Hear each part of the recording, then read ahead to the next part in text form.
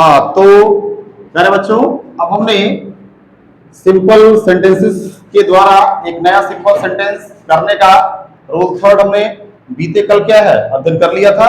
आज हम उसके अगले रूल की तरफ बढ़ते हैं कि कैसे हम उसके द्वारा भी सिंपल सेंटेंस क्या है बनाते हैं। तो आइए शुरू करते हैं। वो है हमारा रूल 4 और ये क्या है, ये है हमारा जीरंड।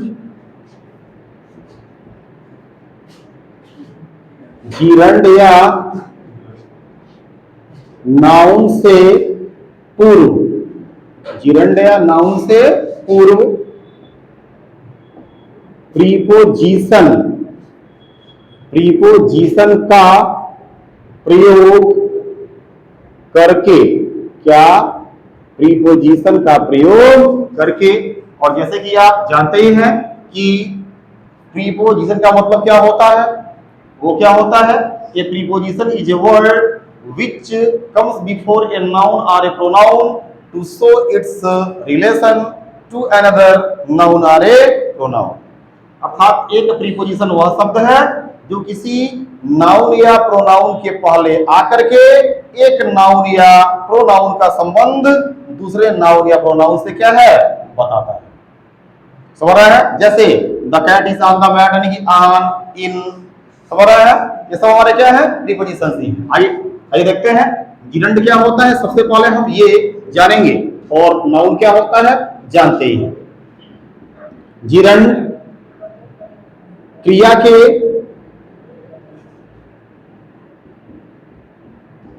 के फर्स्ट फॉर्म में, ठीक है, या ऐसे क्या है क्रिया के अंत में, ऐसे करें, क्रिया के अंत में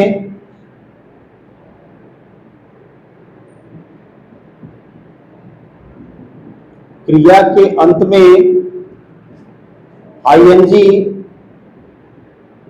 लगाने से जीरंड बनता है, जीरंड बनता है। हिंदी में अर्थ निकालने पर, हिंदी में अर्थ निकालने पर इसके भी अंत में ना, ने, नी आता है, ना, ने, नी आता है। समझ रहे हैं? एक बार और पुनः हम लेते हैं। क्रिया के फर्स्ट फॉर्म के अंत में, या ऐसे कहें क्रिया के फर्स्ट फॉर्म में आईएनजी लगने से क्या बनता है जीरंड बनता है। या ऐसे कहें क्रिया के अंत में क्या है, क्रिया के अंत में आईएनजी लगने से क्या बनता है जीरंड बनता है। यानी कि वर्ब प्लस आईएनजी क्या होता है, verb plus ING.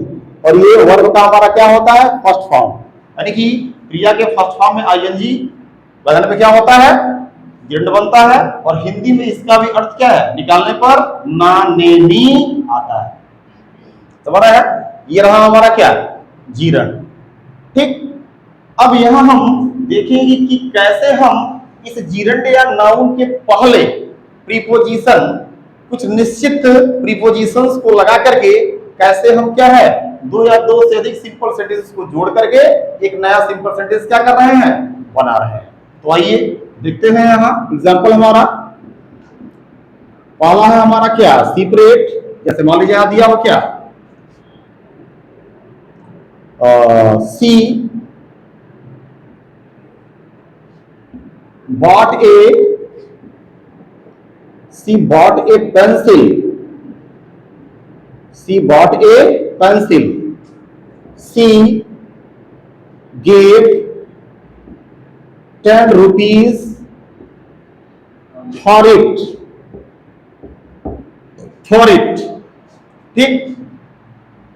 she bought a pencil, उसने एक पेंसिल खरीदा। she gave 10 rupees for it, और उसके लिए उसने कितने रुपए दिए 10 रुपीज दिए, यानी 10 रुपया दिया। तो अब देखिए यहाँ पे, अब ऐसे वाक्यों को कंबाइंड करते समय हल्का सा हमें ट्रिक लगाना पड़ता है। वो क्या है, जिस प्रकार का हमारा वाक्य दिया रहता है उसके अनुसार अगर नाउन के पहले प्रीपोजिशन लगा करके हम कर सकते हैं तो नाउन के पहले लगाते हैं प्रीपोजिशन, और अगर क्या है जिरंड के पहले अगर हम क्या है लगा के कर सकते हैं तो उसके पहले हम प्रीपोजिशन का इस्तेमाल क्या है करते हैं। मतलब देखिए यहाँ पे सी बॉट ए पेन, ठीक, सी बॉट ए पेंसिल, ठीक। अब सी गेव, उसने दिया, ठीक है, उसने दिया कितना 10 रुपीज। तो ये 10 रुपीज हमारा क्या है, एक नाउन है, क्या है नाउन। और अगर इसके पहले हम फॉर प्रीपोजिशन लगा लें तो हमारा वाक्य आसानी से क्या है सिंपल सेंटेंस बन जाएगा। सिंपल सेंटेंस का मतलब क्या हुआ, सिंपल सेंटेंस का मतलब यह हुआ कि एक सब्जेक्ट एक फिट वर्ब। समझ रहा है। चलिए आगे देखते हैं, यहां क्या हो जाएगा, she bought a pencil for 10 rupees, ठीक। और फॉर इट का मतलब क्या, कुछ भी नहीं। फॉर इट का भी हमारा क्या है, इसके लिए, किसके लिए, पेंसिल के लिए। उसने कितना दिया 10 रुपया दिया, तो सीधे हम ऐसे बोल सकते हैं she bought a pen for 10 rupees. उसने 10 रुपए का एक क्या खरीदा, पेंसिल खरीदा। बात तो वही है। अब देखिए यहाँ हमने इसके पहले क्या है, यहाँ पे फॉर का इस्तेमाल करके हमने क्या है इसे सिंपल कर लिया। देखिए एक सब्जेक्ट एक फिट वर्ब, समझ रहा है ना। चलिए आगे देखते हैं, अगला एग्जांपल हमारा जो है वो ऐसे है, he gave me advice, he gave me advice, he also left me home, ठीक। अब क्या है हमारा, he gave me advice, उसने मुझे सलाह दिया, और he also left me home, और उसने मुझे घर भी छोड़ा। समझ रहे हैं, एक साथ दो काम। तो जहां आपको इस तरह का वाक्य दिखेगा, क्योंकि इस तरह के वाक्य केवल यही तो है नहीं बस जो मैं आप लोगों के सामने दिया हूं, ऐसे वाक्य हजारों हो सकते हैं। लेकिन जहां इस तरह के वाक्यों में दो सिंपल सेंटेंसेस में क्या है ऐसा कंडीशन दिखेगा या ऐसी कोई क्या है आइडेंटिटी दिखेगी, तो वहां पे हमें क्या करना है, वहां पे हमें इसी रूल के द्वारा उसे सिंपल कर लेना है। तो ऐसे वाक्यों में हम किसका इस्तेमाल करते हैं, बिसाइड्स का। किसका, बिसाइड्स का, ठीक। के अतिरिक्त या के सिवाय, क्या होता है, के सिवाय, बिसाइड्स, BESIDES, समझ रहा है। यानी के सिवाय अर्थात क्या, एक काम के साथ दूसरा काम हो रहा है तो क्या हो जाएगा बिसाइड्स। और यहाँ गेव है, आप यहाँ फ्री हैं कि अगर आपको नाउन या जिरंड करने में अगर कोई वर्ब अन्य फॉर्म में अगर मिल रही है तो उसको हम फर्स्ट फॉर्म में लेकर के उसमें आईएनजी जोड़ करके हम जिरंड कर सकते हैं। जैसे यहाँ गेव है सेकंड फॉर्म में है, क्या यहाँ हो जाएगा, यहाँ पे हम कंबाइंड करेंगे तो ऐसे हो जाएगा besides giving me advice, comma he left me home. अब देखिए जहां अब ऐसे वाक्यों में आल्सो का कुछ मतलब नहीं है और यहाँ ही का कुछ मतलब नहीं है, इसमें आल्सो का मतलब कुछ नहीं है। क्यों, क्योंकि देखिए वो दो कार्यों को जोड़ने के लिए यहाँ आल्सो का इस्तेमाल किया गया है, लेकिन जब उसके लिए हमने यहाँ बिसाइड्स का इस्तेमाल कर लिया इस जिरंड के पूर्व, ये क्या है गिविंग, यानी बिसाइड्स गिविंग मी एडवाइस, यानी मुझे सलाह देने के बावजूद या मुझे सलाह देने के सिवाय, ही also he left me home, उसने मुझे घर तक छोड़ा। तो बात तो यही आ गया कि बिसाइड्स गिविंग मी एडवाइस, मुझे सलाह देने के अतिरिक्त उसने मुझे कहा, उसने मुझे घर भी छोड़ा। तो वही है, ऐसे वाक्यों में हम बिसाइड्स का इस्तेमाल करते हैं, इसका अर्थ होता है के सिवाय या के अतिरिक्त या के बावजूद। समझ आ रहा। अगला वाक्य है हमारा वो क्या है, वो ऐसे है जैसे यहां पे दिया हो, he made his best efforts, he could not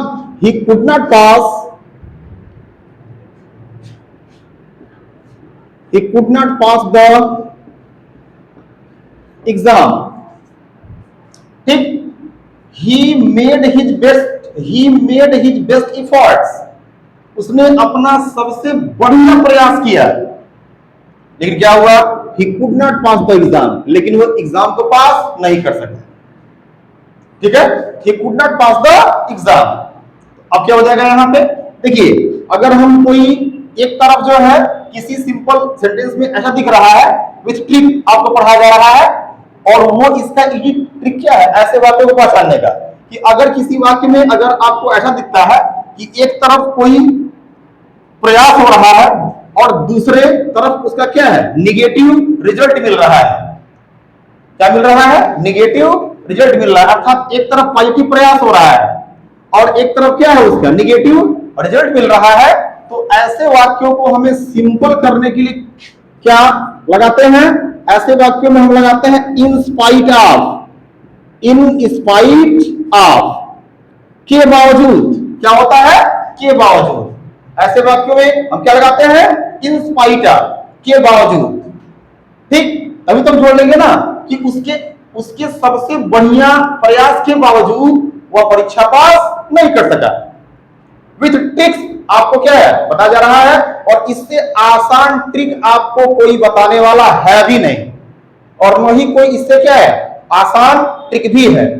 तो अब यहां क्या हो जाएगा, यहां हम कंबाइन करेंगे क्या, in spite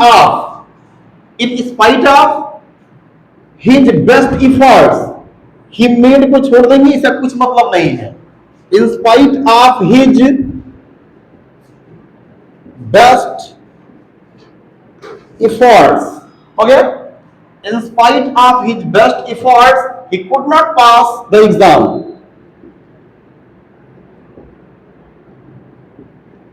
he could not pass the exam, ये हो गया, he could not pass the exam।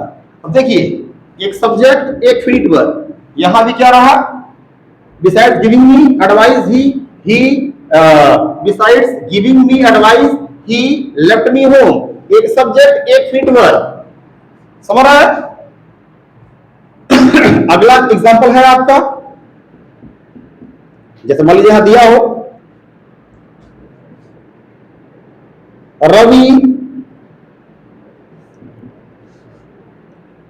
Ravi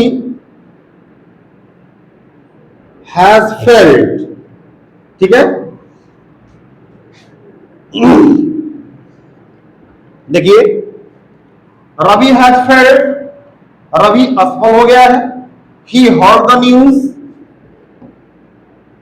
he heard the news, he heard the news, he fainted, he fainted. ठीक है,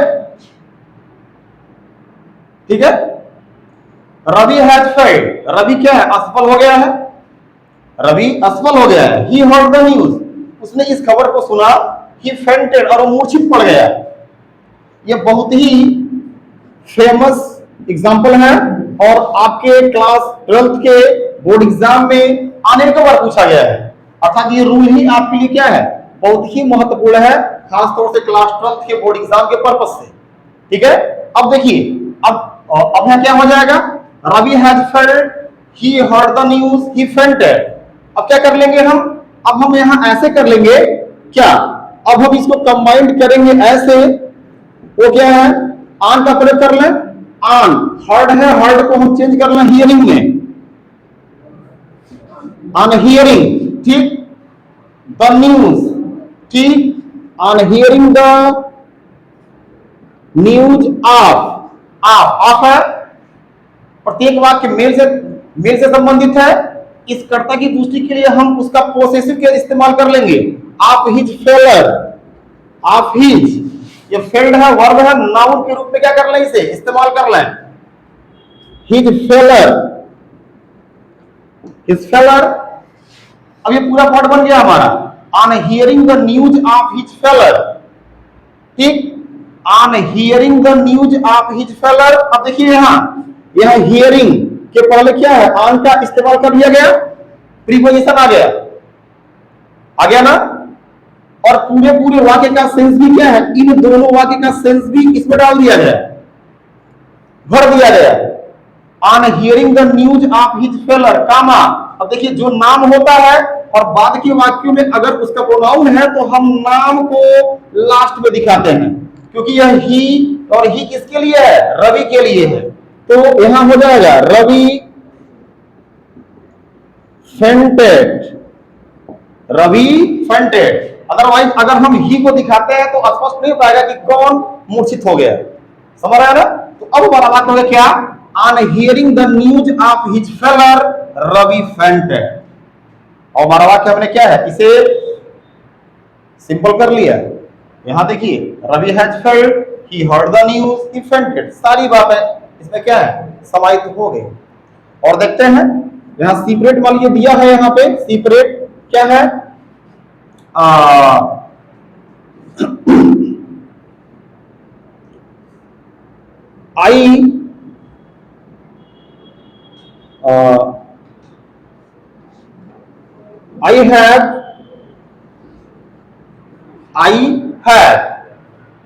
I have failed, या ऐसे कर लें। मान लीजिए यहां वाक्य अगर दिया हो ऐसे, द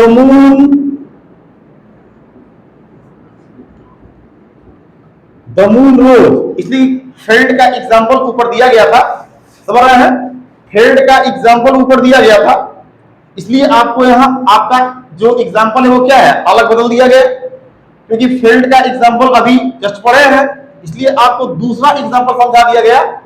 कि अचानक हमारे दिमाग में आया कि भाई एक एग्जाम्पल तो फेल्ड का दिया गया है और बच्चों को दूसरा एग्जाम्पल दिया जाए, ताकि अगर इस तरह का भी वाक्य उन्हें मिले तो उन्हें समझने में कोई दिक्कत ना हो। क्या हो जाएगा, the moon rose, the journey was not ended, the journey was not ended, the journey was not ended.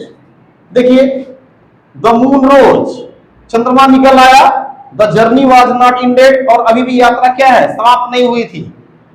अब क्या करेंगे, क्या हो जाएगा, अब देखिए इस इंडेड को हम क्या है, हम इसको ऐसे कर लें, क्या इसके पहले हम क्या है, बिफोर लगा दें, before the end of the journey. इसको एक नाउन के रूप में क्या है, नाउन का रूप देता है या नाउन फ्रेज का रूप देता है, तो भी तो क्या है, हम नाउन के पहले यहां बिफोर का इस्तेमाल कर ले रहे हैं। तो ऐसे ही करेंगे, सेंटेंस को देखते ही आपको तुरंत टिक लगाना है, और विदाउट ट्रिक आप इसे नहीं कर सकते। क्या हो जाएगा, the moon rose before the end of the journey,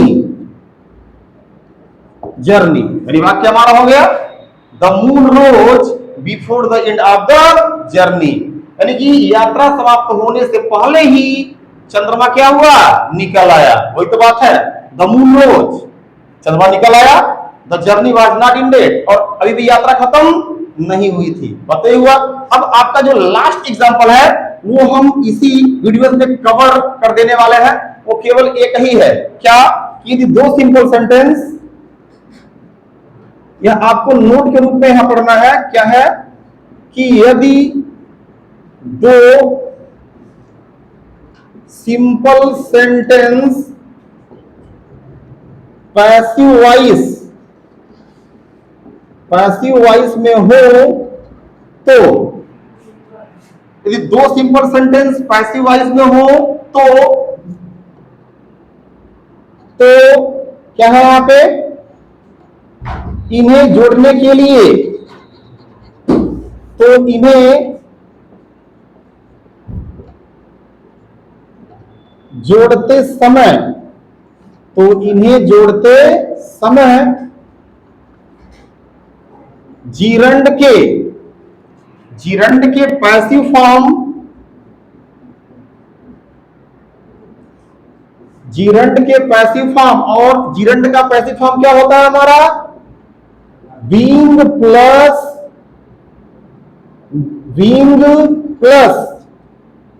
और मेन वर्ब का third form.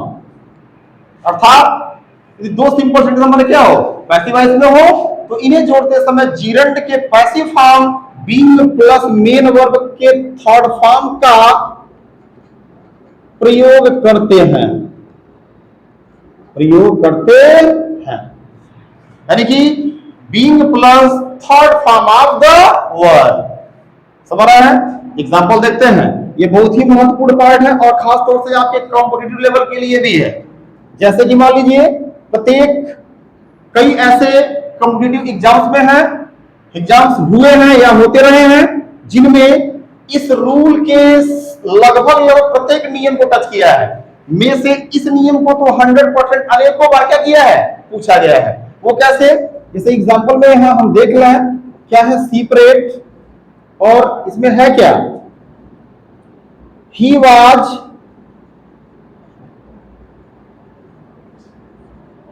Awarded, he was awarded, he was given a trophy,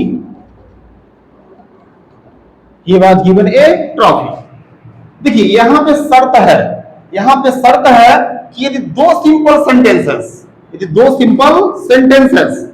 कि दोनों के दोनों वाक्य हमारे पैसिव वॉइस में होने चाहिए। यदि दो सिंपल सेंटेंस पैसिव वॉइस में हो तो इन्हें जोड़ते समय जिरंड के passive form being plus main verb के थर्ड फॉर्म का प्रयोग करते हैं। अब देखिए यहां he was awarded passive voice, was के साथ थर्ड फॉर्म है। He was given A trophy, यहां वाज के साथ थर्ड फॉर्म है गिवन, यानी कि दोनों के दोनों वाक्य हमारे किसमें है, पैसिव वॉइस में है। अब हम इन्हें वो जिरंड के पैसिव फॉर्म से क्या है, जोड़ करके इसे कंबाइन करेंगे। और वो कैसे? जैसे he was awarded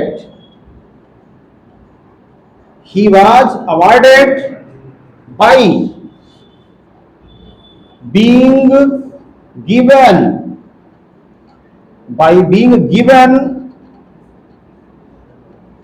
being given A trophy, यानी वाक्य हमारा क्या हो गया, he was awarded by being given A trophy. यानी कि अब देखिए यहां ही वाज अवॉर्डेड और यही यहां भी है ही वाज, अतः यहां ही वाज का कुछ मतलब नहीं था, ही वाज को छोड़ दिया गया क्योंकि ही वाज अवॉर्डेड उसे घोषित किया गया था, ही वाज गिवन ट्रॉफी और उसे क्या है, ट्रॉफी दिया गया था, यही है। तो इसकी पुष्टि हमने यहां कर रखा है, इसलिए यहां पे लिखने की कोई आवश्यकता नहीं है। तो he was awarded by being given A trophy, समझ में आ गया? वही ही वाज यहां पे लिख दिया गया है, एक सब्जेक्ट एक फ्रीट वर्ब। और यही सिंपल सेंटेंस की क्या है, पहचान है कि सिंपल सेंटेंस में एक ही सब्जेक्ट होना चाहिए और हमारा एक ही फ्रीट वर्ब होनी चाहिए। समझ रहा है ना?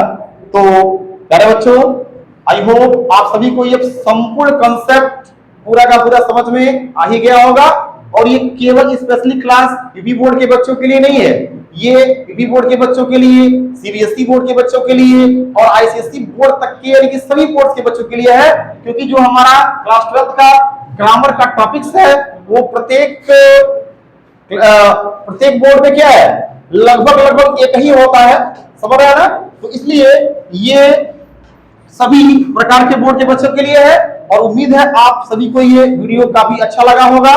तो आप इसे शेयर, सब्सक्राइब और लाइक करना नहीं भूलेंगे। और सिंथेसिस के अगले रूल के लिए हमारे इस YouTube channel English research classes पे बने रहेंगे और आप अपना अध्ययन करते रहेंगे, तैयारी करते रहेंगे, सफलता हासिल करते रहेंगे।